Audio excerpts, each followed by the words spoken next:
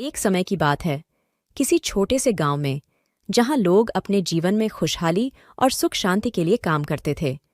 इस गांव में एक छोटा सा बच्चा था, जिसका नाम था राजू। राजू का दिल बचपन से ही अलग थलग ख्वाबों और कहानियों की ओर खींचता रहता था। एक दिन वह गांव के पुराने वृक्ष के पास चला गया। चमकदार पुरानी किताब खोजी। उसके बोर्ड से लिपटे हुए पृष्ठों में आगे बढ़ते हुए वह एक पुरानी कहानी पढ़ने लगा। यह कहानी थी एक जादुई पाठशाला की, जहां छोटे छोटे विद्यार्थी जादू सीखते थे। राजू उत्सुकता से कहानी सुनने लगा। प्रशिक्षक ने बताया कि प्रत्येक छात्र को एक चमत्कारी चीज मिलेगी, जिसे वह अपने जीवन में उपयोग कर सकते हैं। राजू के दिल में एक उत्साह उमड़ा, परंतु उसको यह भी समझाया गया कि वह उस चीज का उपयोग सिर्फ अच्छे कामों में करे, किसी के नुकसान में नहीं। यह सुनते हुए राजू ने सोचा, क्या चीज होगी जो सभी के लिए उपयोगी हो और सभी को खुश रखे। वह पाठशाला से बाहर निकला।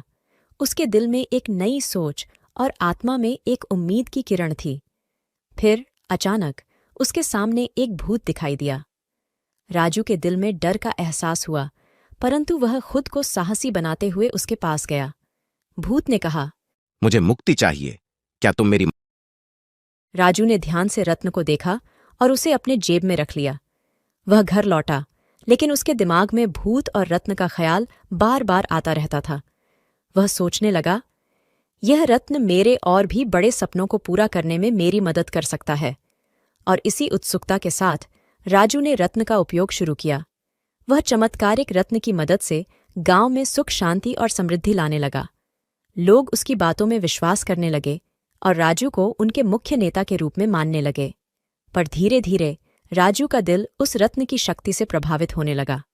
उसने यह भूल गया कि उसके पास केवल एक सच्चाई का रत्न है, और जो सपने वह अपनी मेहनत से पूरे किए हैं वे सच्चाई में सच हैं। एक दिन गांव में एक बड़ा संकट आया। राजू को अचानक यह याद आया कि उसके पास रत्न होने के बावजूद उसकी सच्ची शक्ति उसे छोड़ दिया था।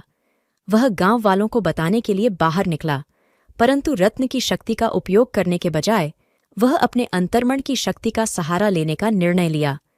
वह अपने दिल में सच्चाई को पहचाना और गांव की मदद के लिए उत्साहित हुआ।